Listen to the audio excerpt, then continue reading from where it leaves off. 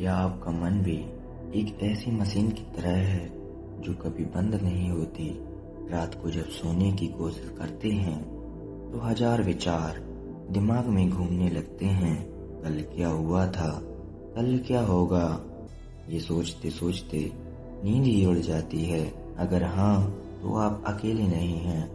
मैं भी कभी इसी समस्या से जूझ रहा था, लेकिन फिर मुझे महादेव की कुछ खास बातें समझ आईं और आज मैं वो सारी बातें आपके साथ शेयर करने जा रहा हूँ। तो आइए बिना समय गवाए शुरू करते हैं शिव की 7 अनमोल शिक्षाएं।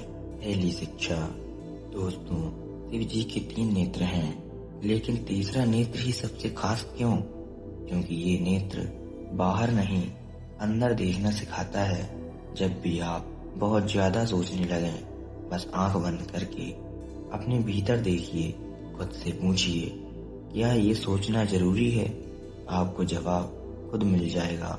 दूसरी शिक्षा, देखिए शिव की जटाएं कितनी उलझी हुई हैं, पर उनमें गंगा जी बह रही हैं।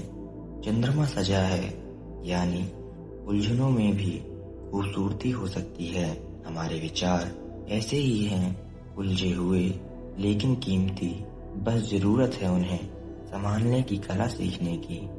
तीसरी शिक्षा, शिव जी का डमरू, जिसकी आवाज में पूरा ब्रह्मांड बसता है। ये हमें सिखाता है जीवन में संतुलन जरूरी है।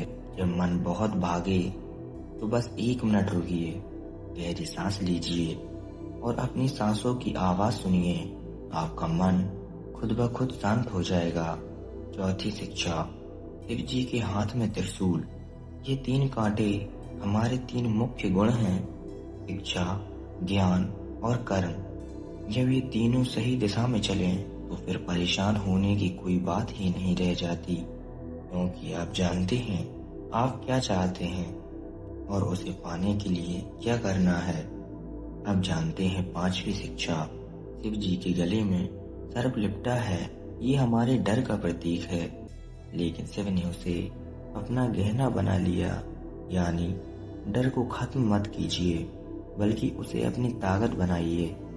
जब डर पर विजय पा लोगे तो फिर सोचने की आदत अपने आप कम हो जाएगी। छठी शिक्षा, नंदी की सीख। नंदी जी हमेशा शिव जी को ही देखते रहते हैं।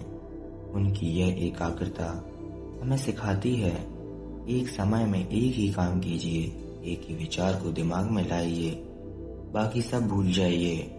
आपका मन शांत हो जाएगा। अब अंतिम और 7वीं शिक्षा, भस्म का रहस्य। शिव जी अपने पूरे शरीर पर भस्म लगाते हैं। ये भस्म हमें सिखाती है कि ये दुनिया नश्वर है, जो आज है कल नहीं रहेगा। फिर इन छोटी छोटी बातों को लेकर इतना सोचने की क्या जरूरत है? जो हो गया सो हो गया, जो होना है वो होकर रहेगा।